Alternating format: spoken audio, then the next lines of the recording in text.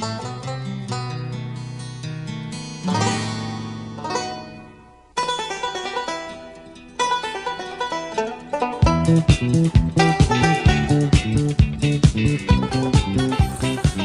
and welcome to another episode of the Cover Zero podcast, the show where I cover the least in the best way possible.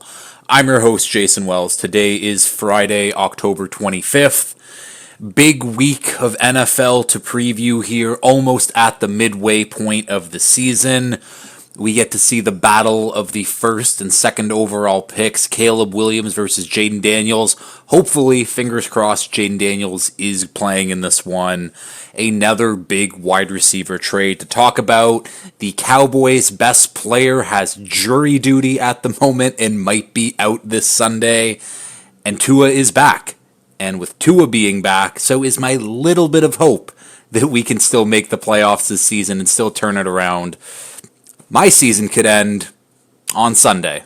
The rest of you'll be doing okay, but another good show. We are going to preview the upcoming week of football, NFL Weekly Update, and of course the blind Thursday Night Football recap, Vikings versus Rams.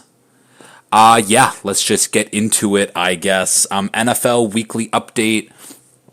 Start off with the injuries here. Brandon Ayuk out for the season. ACL, MCL injury. That absolutely sucks. Chris Godwin, dislocated ankle, out for the season. Also terrible. It was put out, though, that depending how late the Bucs go into their season, they might be able to play, so that means he could come back for playoffs.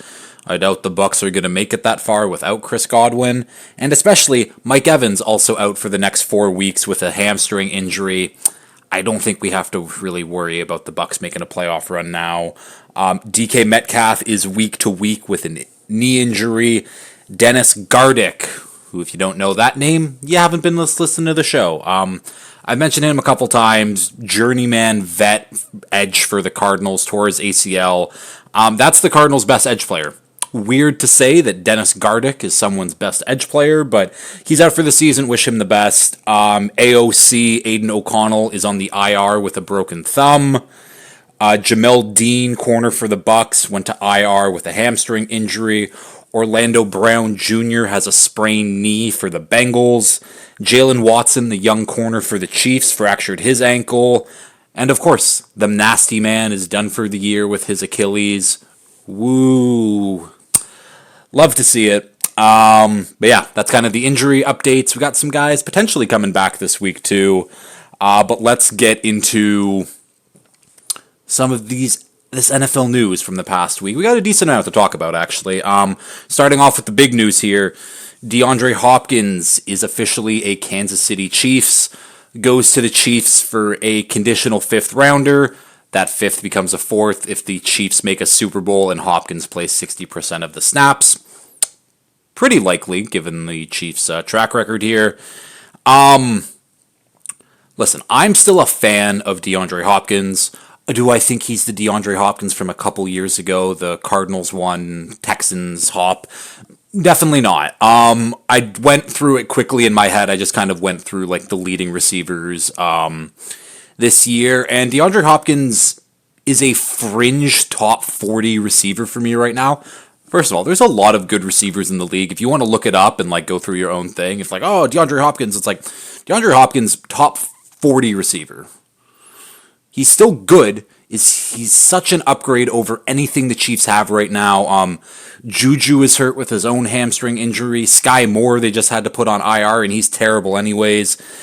Like, going into this week without Hopkins, it would have been rookie Xavier Worthy, Mecole Hardman, Justin Ross got activated from the practice squad. Like, Chiefs wide receivers, very, very, very thin right now. Getting Hopkins is a crucial move. Now, again, it's not DeAndre Hopkins, it's not prime D-Hop, but this is better than most receivers in the league. It's a huge upgrade.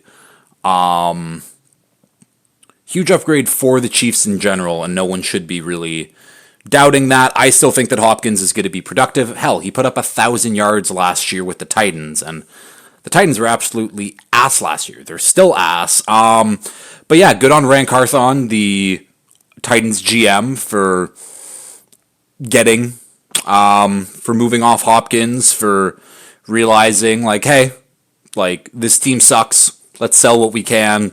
Really suck. Get a high pick. And more on the Titans in a bit. But, yeah, it's a good move for the Chiefs. If you don't think it's a good move for the Chiefs, you're just a hater. This is a good move. Hopkins is still a very good wide receiver. Simple as that. Alvin Kamara gets a 2-year, $24.5 million deal from the Saints. I don't know what the Saints are doing. I feel like I say this every time something comes up about the Saints, but I don't understand it. The Saints are already, I think, negative $75 million above the cap next season. And they got to make a bunch of restructures. And at least Kamara, that was one of the pieces where, okay, his contract is done. We can let him walk. That's fine.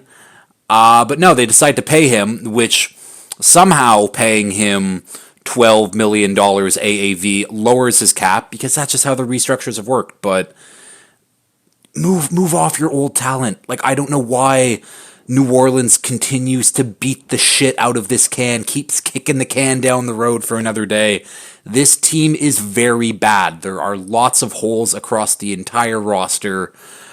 Paying a running back who has been hurt as much as Alvin Kamara. Alvin Kamara is still productive, but good for him for getting his money. I don't know what the Saints are doing. It makes no sense.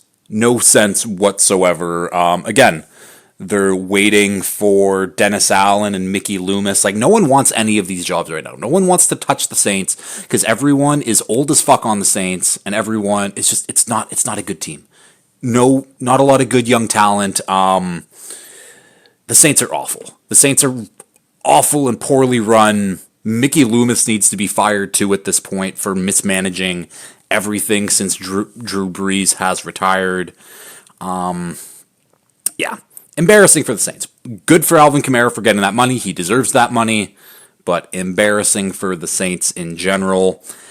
Another trade here. Ernest Jones traded. Yes, I know I said that probably a month ago, but he gets traded again. Goes from the Titans to Seattle for a 4th and Jerome Baker. Talk about it from Seattle's side. Seattle gets a linebacker who is a very good run defender, can also defend the pass pretty good. An upgrade from Jerome Baker. Clearly an upgrade over Jerome Baker if they were willing to get rid of him and give up a 4th for him. And the Seahawks think that they can make a run, and Mike McDonald liked him. I'm sure that when the Rams were looking to move Ernest Jones in the offseason, I'm sure that Seattle called them to be like, hey, what about this? But because it's a division rival, they're like, no, we're not going to do that. Well, Seattle gets their guy anyways, and back to Titans GM Ran Carthon. Another good move. Again, the Titans' whole offseason strategy was, let's build enough of a roster to see if Will Levis is the guy. Will Levis has proven he is clearly not the guy at any level, and they're like, okay, 7 weeks in, I guess going into the 8th week, they'd be like, okay, we're done. We tried our best. Let's start shipping out guys who we don't really have under contract. There goes D-Hop. There goes Ernest Jones, and they're loading up on these early day 3 picks, which I think is a good strategy. And the Titans still have like things to build around on their roster, but like not. Yeah, I don't know. It's good GMing by Ran Carthon here. Get rid of these guys who aren't a part of your future, and you know that they're not a part of their future. Build up those picks now. Build up that young talent pool. Good trade by both parties here. I'm interested to see how Ernest Jones plays in Seattle, but we can keep going. Jameson Williams, the young Lions wide receiver, he has been suspended 2 games for a performance-enhancing substance. Don't know what the PED he took. I don't think it was anything intentional. I think that with a lot of things right now, there's athletes don't check the labels and there's some ingredient that's on a banned list, but People thinking that like JMO intentionally did this is kind of funny. I don't think he did. I mean, the man, his diet consists of like a quarter pounder, then he takes a scoop of his Oreo McFlurry, puts that on top. That's that guy's diet. I don't think he's really checking things too much. 2-game suspension though. 2-game suspension for PEDs is kind of nuts, even if it is unintentional. Like that's a slap on the wrist, which I guess it should be a slap on the wrist, but Lions lose their number 2 receiver here. Weird that he got drug tested after he had like a 1-catch, -4-yard game, but it is what it is. And yeah, we got some trade rumors.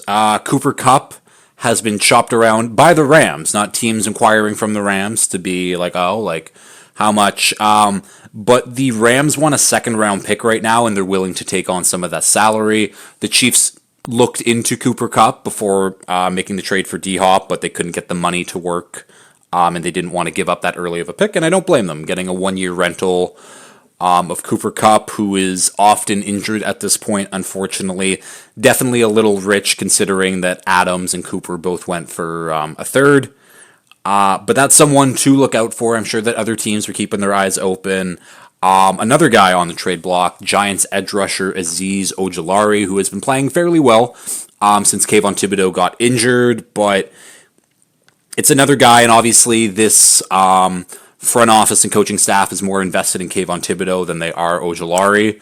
But again, teams need pass rush help. Someone like the Lions, they need a pass rusher badly right now. Didn't matter for them, lucky enough, last weekend, and lucky enough again, they play the Titans, and it shouldn't matter again whatsoever. But those are the 2 guys on like the confirmed trade rumors and confirmed people have been looking. I think there's a couple other guys who we've discussed already. Someone like a Zadarius Smith is floating out there too, but keep moving on here. Justin Jefferson and Anthony Edwards did the Randy Moss, Kevin Garnett SI cover that's been going around. It's such a good classic picture of Randy Moss and Kevin Garnett. They recreated it. I don't think that the one that ESPN used on the cover was the right image.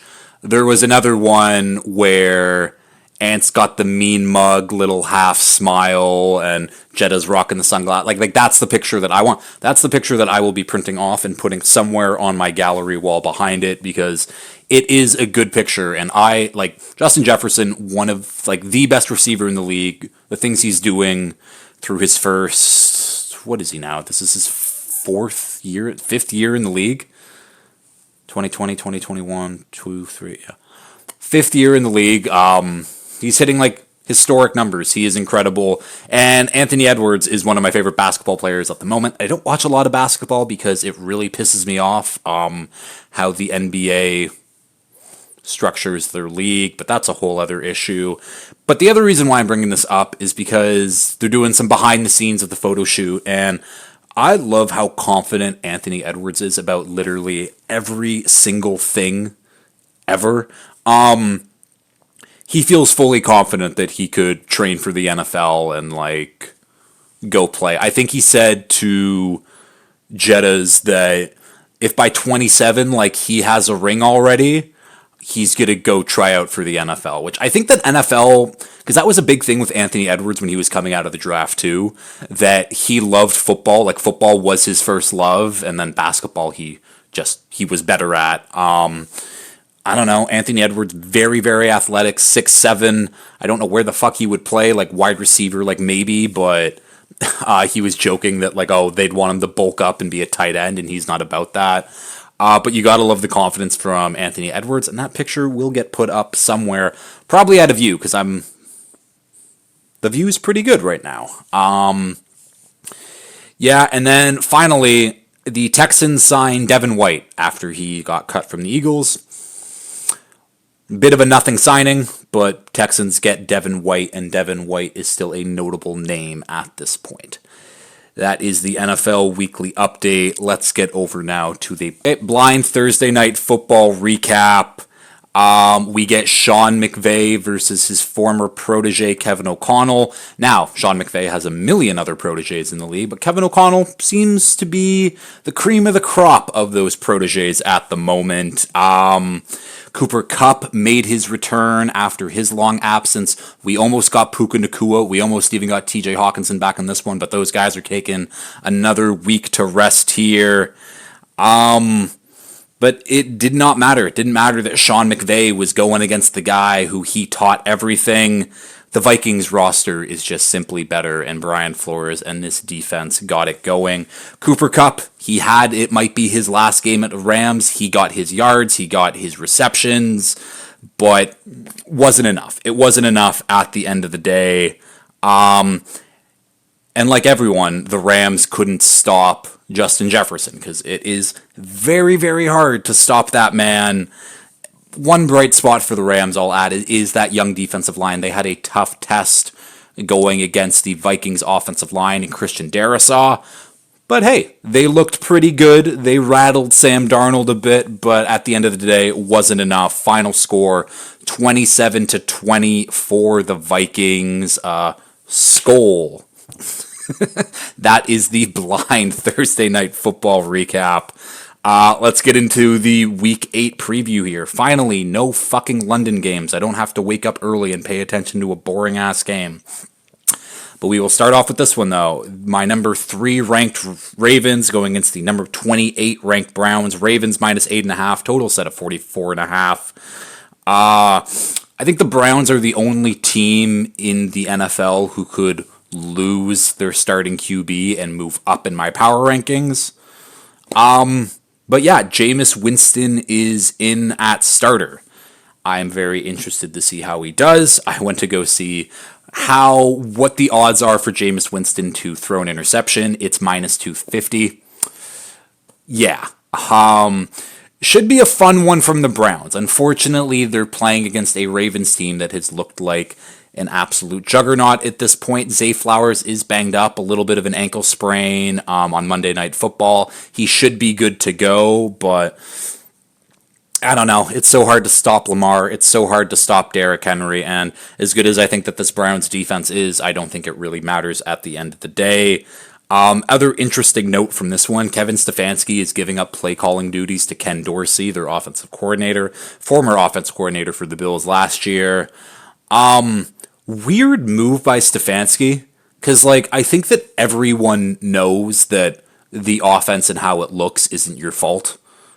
We all know that the offensive line hasn't been good, and the nasty man has been the worst quarterback in the league. And we saw what your offense was when you had old-ass Joe Flacco come off the bench and look pretty damn good. So weird of him to give up play-calling duties at this point, where this should have been yeah, I'm still that guy. I'm still the coach of the year from last year. At the end of the day, though, the Ravens are going to walk them. Maybe the Browns can cover that spread. I don't know. There's a lot of big spreads this week, too. Maybe the Browns can cover it. I'm not giving them a shot in this one. Next week is the week to take the Browns. They play the Chargers, but we'll talk about that next week when we need to. Keep moving here. The number 18 Colts versus the number 7 Texans. Texans minus 5, total set at 45.5. The Texans need a big bounce back week, and mainly CJ Stroud needs a big bounce back week. But lucky enough, they're playing the Colts, who, unless you're playing the Titans or the Dolphins with Tim Boyle, the Colts let people score a bunch of points. And I expect CJ Stroud to have a pretty good bounce back game. Hopefully Anthony Richardson can look a little better. Just more consistent, easy plays. Maybe pass above. Maybe have a 50% completion percentage. I don't know if that's too tough to ask. Yeah, the Colts kept this close in week 1.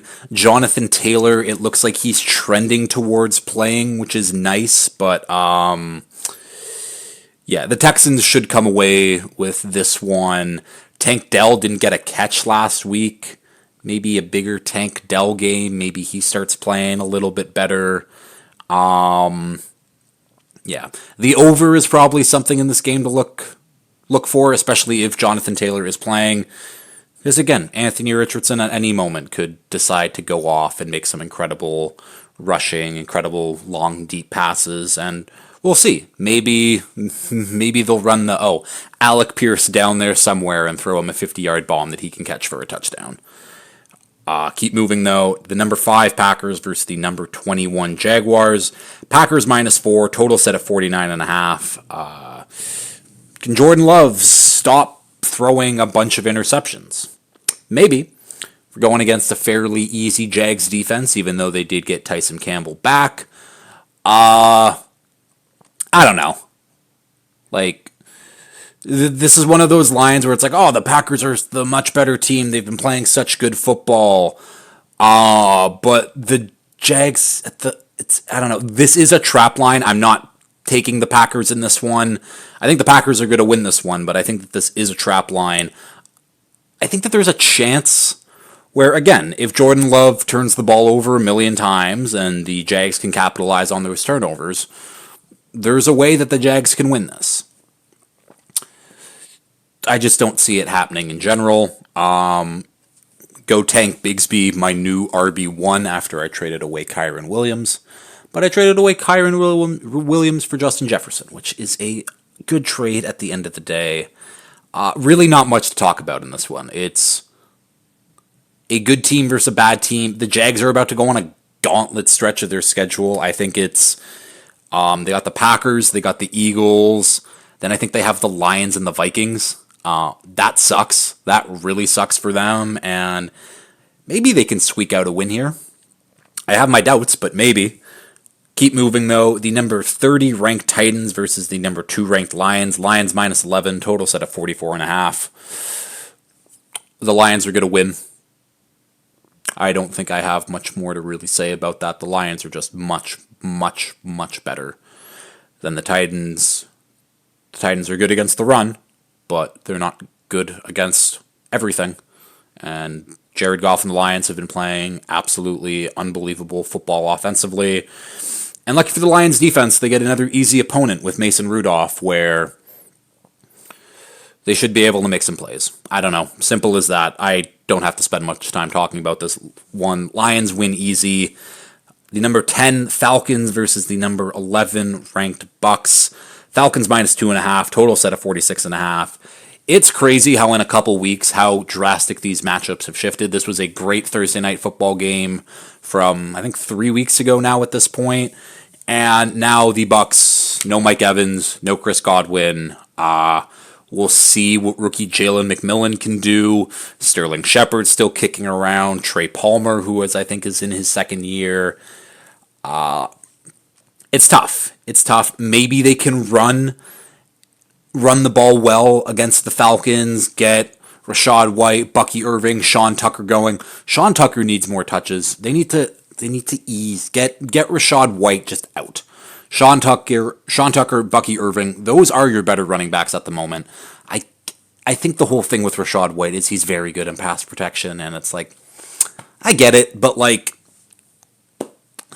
I think in this one, though, especially, you're playing the Falcons who don't have a good pass rush, so you shouldn't need Rachaad White to pass protect that much. Yeah,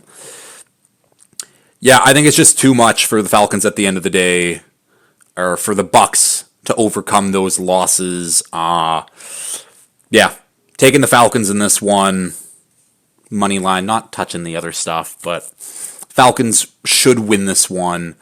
But I don't know, Baker always surprises me sometimes. Keep going here. The number 19 ranked Jets versus the number 29 ranked Patriots. Jets -7, total set of 40.5. For the Jets, Hassan Reddick is back again for the third time in 3 weeks. Joe Douglas hits that panic button, and now here comes Hassan Reddick, basically playing on what would have been his deal at the start of the year. I think $14.5 million. He got all of his fines waived from missing training camp, missing practices, games, etc. $12 million in fines wiped away for Reddick. The Jets are going to decide to pay those themselves, I guess, or maybe it's team issued fines, so the team can just waive it regardless. Yeah, Hassan Reddick is back. That should help the defense a little bit. Give Will McDonald a running mate. Again, it's a very, very bad Patriots offensive line.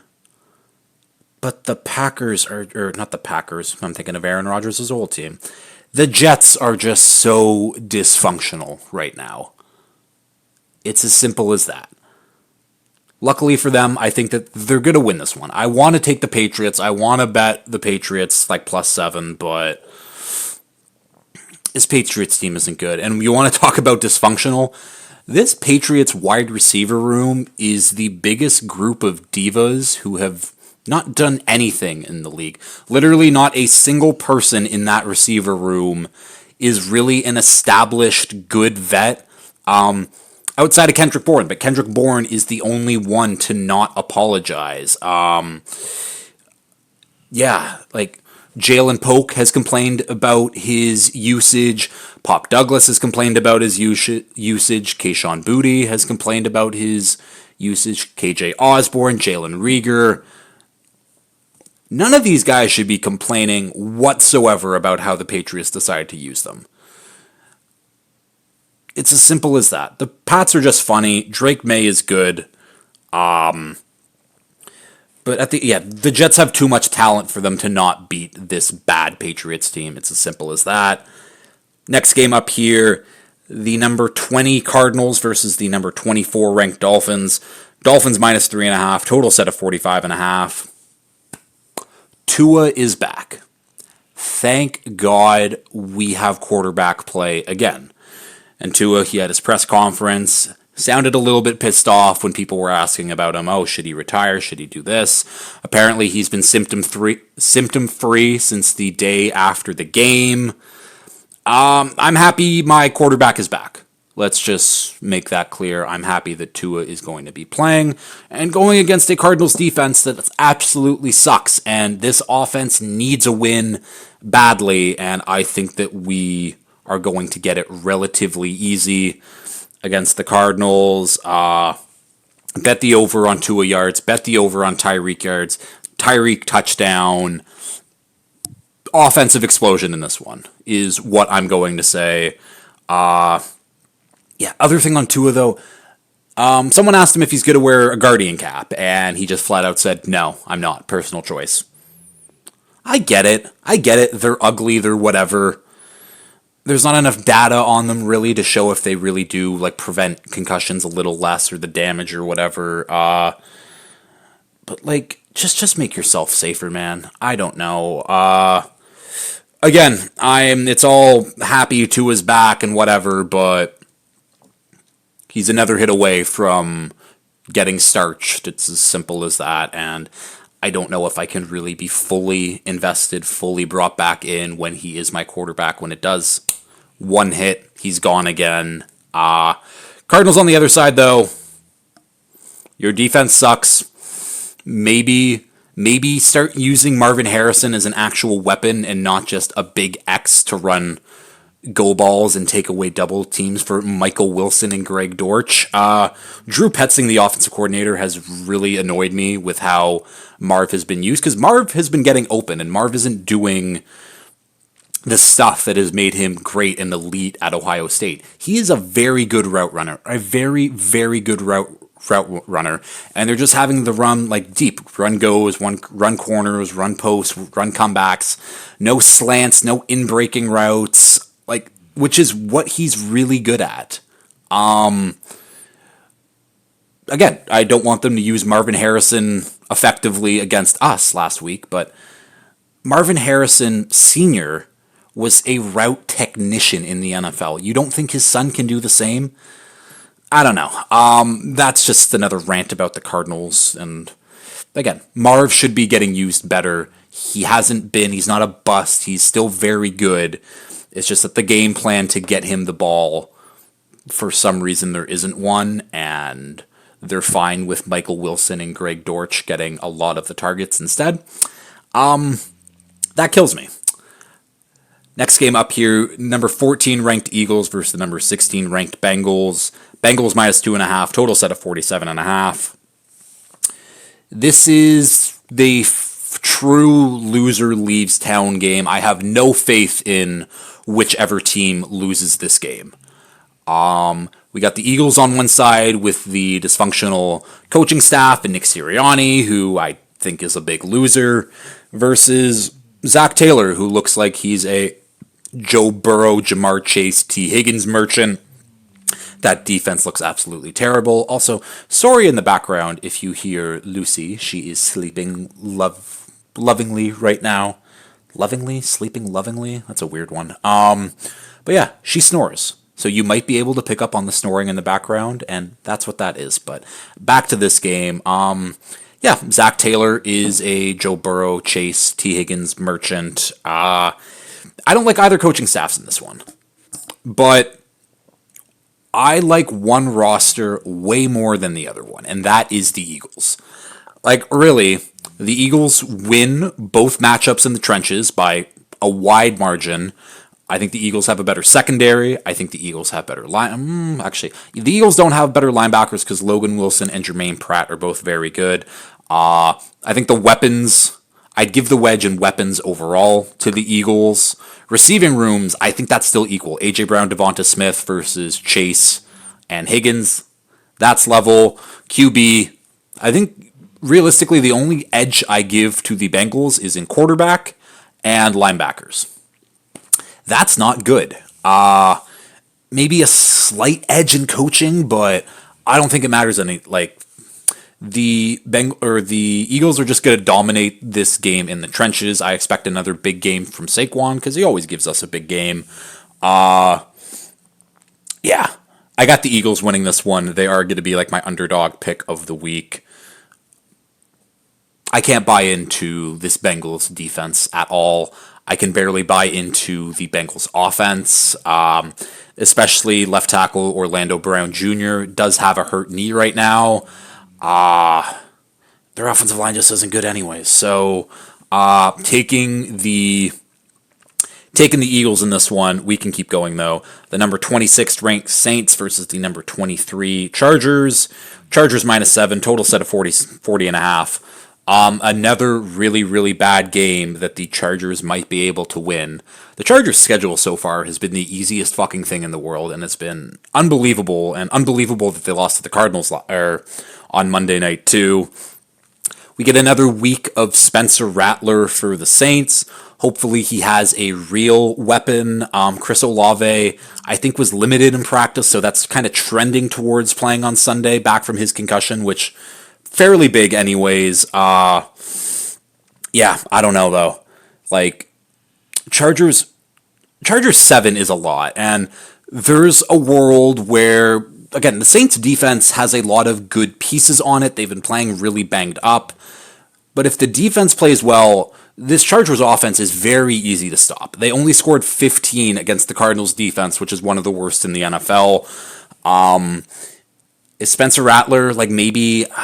Like I was looking at the Saints injury report earlier today. Like Olave was limited, Cesar Ruiz was limited, Lucas Patrick was limited. And those are three big pieces that they've been missing.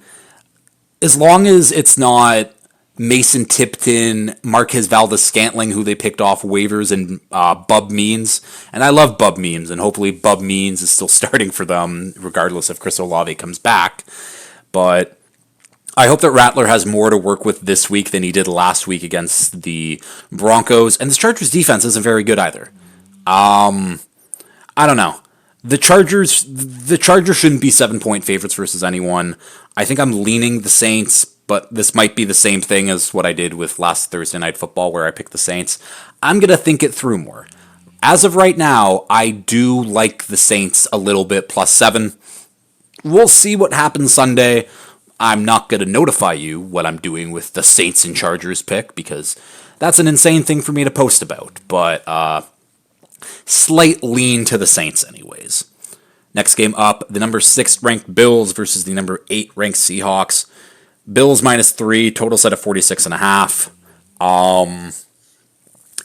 Big game for both teams. Big game for this new look Bills offense, hopefully. Amari Cooper looked great in the second half. Keon Coleman had his breakout game. Shakir was still doing Shakir things. The offense looked good. And this is a not very good Seahawks run defense. That's why they bring in someone like Ernest Jones. But I'm expecting James Cook, Ray Davis to have a fairly crucial point in what the Seahawks are going to do. Seahawks on offense on the other side. This Bills defense, again, it's a little iffy. Looked a little weaker. We will see if Geno has one of his days where he gets DK, JSN, and Lockett all working down the field with Kenneth Walker. I think the big news for Seattle is Abe Lucas and George Fant. They've opened their practice windows anyways. I don't know if they've actually been practicing, but that is big for that right tackle spot, which has been a major issue against anyone not named Atlanta, apparently. Yeah, taking the Bills in this one for obvious reasons, but this is a good, what's the word I'm looking for? Like, it's a good test for the Seahawks to... You had a test a couple weeks ago against the Niners, big divisional game,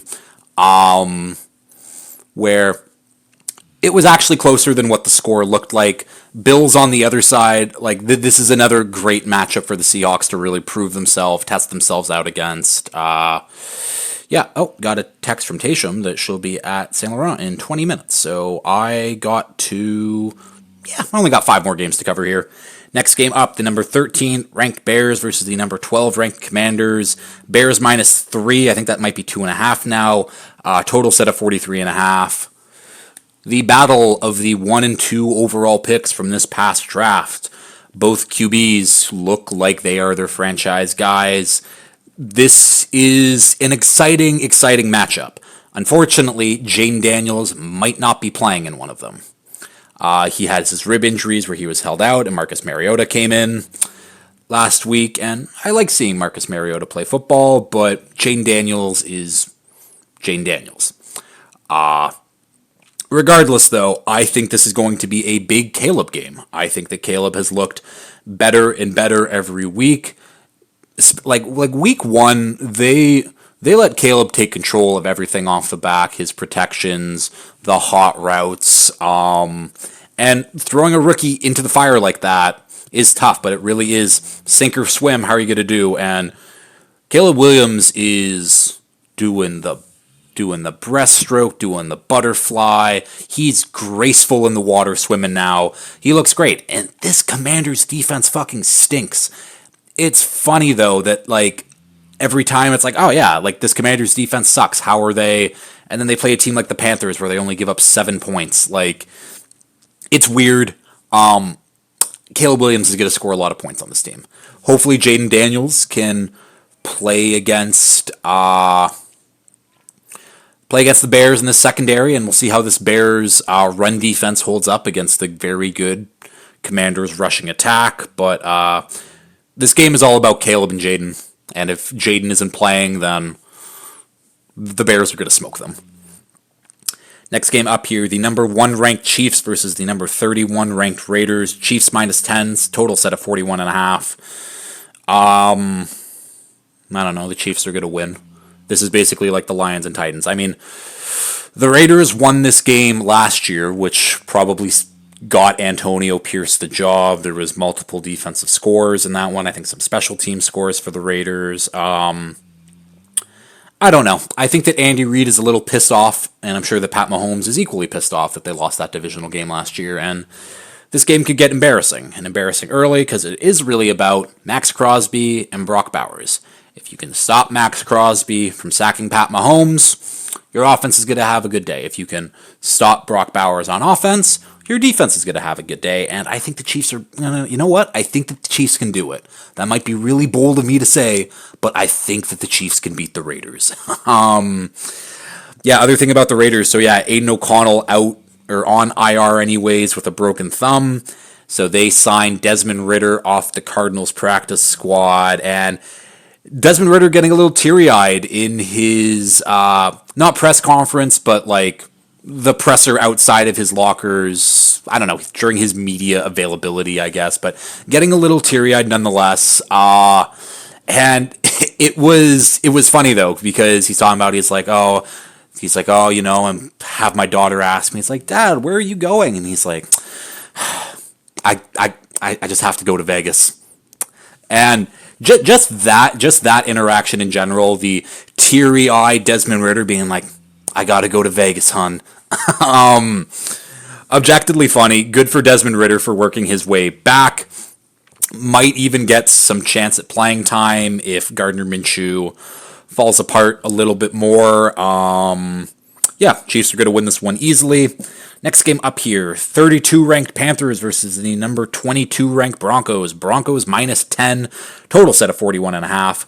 That is insane to me that the Broncos are minus 10 favorites. But yet again, the Panthers they have one of the worst teams I have seen in a while across this league. They are bad. The defense is horrendous. And to make matters, I guess, worse, maybe a little better, Andy Dalton gets in a car crash on Wednesday, sprains his wrist, put that in air quotes, and now Bryce Young is in line to start in this one. I think Andy Dalton is fine, but Andy Dalton has also just been playing very mediocre football, so the Panthers just might as well go back to Bryce Young and see what he can do. It would be objectively hilarious if Bryce Young just all of a sudden lights it up, looks great. But who are we kidding? I don't know. I hope that he shows something, like a little bit anyways, because it's been so bad. It's been so bad, and he has a very tough defense to go against. I don't know if Pat Surtain is playing in this one. I believe he is. I don't expect the Panthers to move the ball really whatsoever. This might be a Bo Nix breakout game going against this shitty Panthers defense. He should have all the time in the world to make the throws and do the things that he wants to do. I guess we will see. Oh yeah, that was the other thing. This line was set at 7.5 when Dalton was supposed to be the starter, and then moved 2.5 points when Bryce Young got announced. That's very bad. That Vegas does not have a lot of confidence in you, Bryce Young. Sunday night game here, Cowboys, the number 27th ranked Cowboys versus the number 9 49ers. Niners minus 4, total set of 45.5. Brandon Aubrey might not be playing in this one, and that is detrimental to the Cowboys. Brandon Aubrey, who has almost half of his team's total offensive points, might miss this one because of jury duty. That is one of the funniest things I have ever heard because he showed up on the injury report as like a do not practice, and the reason was jury duty.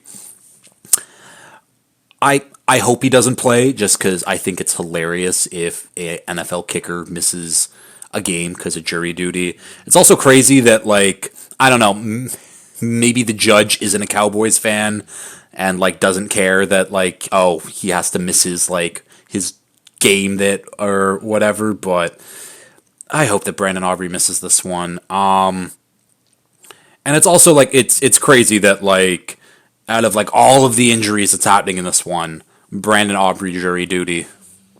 Absolutely great. The other thing is Jerry Jones went on the radio to talk about Derrick Henry and be like, and someone asked, Derrick Henry was a free agent, you didn't consider him bringing in here, and he basically said that Derrick Henry doesn't fit in with their offense and it wouldn't have worked. Jerry Jones is an idiot.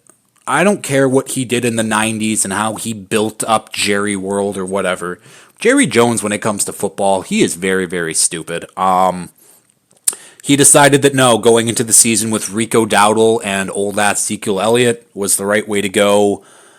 Still paying Zeke for that contract that they bought him out of a few years ago, by the way. But Derrick Henry is the offense. There is no, he doesn't fit into what we really do. Give Derrick Henry the ball, Derrick Henry run forward, score touchdown. Simple to me. I don't know. Maybe crazy saying that the guy who, has more than double your offensive rush yards on the season that he wouldn't have worked here. Jerry Jones, bad GM. And he won't relinquish control anytime soon. Niners on the other side, lots of injuries that you are dealing with at the moment. CMC is supposed to come back week 10. You got the bye week next week. You need to beat the Cowboys, though. And the Cowboys are a very, very, very beatable team. Doesn't matter who you have out. You should kick the Cowboys' ass in this one. And finally, Monday Night Football here. The number 25 ranked Giants versus the number 15 ranked Steelers. Steelers minus 6.5. Total set at 36.5. And for very, very good reason. These are two very good defenses going against each other, and these are two very, very bad offenses. On one side, you have someone who can throw a deep ball, and on the other hand, you have Daniel Jones, who has an arm like me, and I've had my throwing shoulder separated 3 different times. Daniel Jones sucks. Simple as that. I guess Giants news, though, in general. Owner John Mara says that Brian Dable and GM Joe Shane, I think it's Shane, but it's spelt weird. Either way, they're both safe. They are not in danger of losing their jobs, which I think that is the right move. I think that Joe Shane has really upped this roster in general. And if they had any other quarterback right now, I think that they would be a fringe playoff team given the state of the NFC. Like, their offensive line got better. Obviously, Andrew Thomas is out. That's a big loss. Their wide receivers, like with when Neighbors, Wandale, Slayton all healthy, that's a pretty decent trio. The run game has looked good with Motor and Tyrone Tracy, and the defense has been awesome. It obviously helps when you have Defensive Player of the Year frontrunner Dexter Lawrence there, but Brian Burns was a good signing. Deonte Banks, shout out to Deonte Banks. He was one of like my potential breakout players for this year. In every single game this year, he has shadowed the opposing team's one. And you're probably, it's like, oh, well, don't like most corners. It's like, no, he primarily does that every other single game. There's other guys on that list like Surtain and Christian Gonzalez who do it, but not across the entire game. Banks is covering the number ones no matter what. Sure, he might get cooked sometimes, but it takes a lot of balls to consistently always shadow the number ones. So shout out to Deonte Banks, but the Giants' defense is looking pretty good, and I think that their offense isn't bad. They're just so limited by Daniel Jones. I'm interested. They put in Drew Lock late last week. That means Daniel Jones is on a very, very short leash. There's a world where, again, stop Najee Harris, not that hard to do. Stop George Pickens, a little bit harder to do, but he's their only real receiving threat. I wouldn't worry about Russell Wilson throwing to the middle of the field because he just hates doing that. He's allergic to it. If Drew Lock goes in, I like the Giants. I think I like the Giants plus 6.5. This is going to be an ugly, ugly game. Very low scoring. Yeah. We will see. Bet George Pickens over whatever his longest catch is. That's the only advice I can give in this one, because he'll have multiple chances to go up and grab one from Russ. But yeah, that'll do it for this episode. I gotta go pick up my lovely girlfriend up from the train station. And yeah, that'll do it. Another good week. If the Dolphins don't win this one, I'm just so sad. I'm so sad if the Dolphins aren't going to win this one, but positive, woo, Tua's back. We've got this. He shouldn't be in danger from taking a hit from anyone on the Cardinals defense. At least that's good. But yeah. If you've liked this, as always, please like, share, retweet, subscribe, all that fun stuff. And until next time, peace.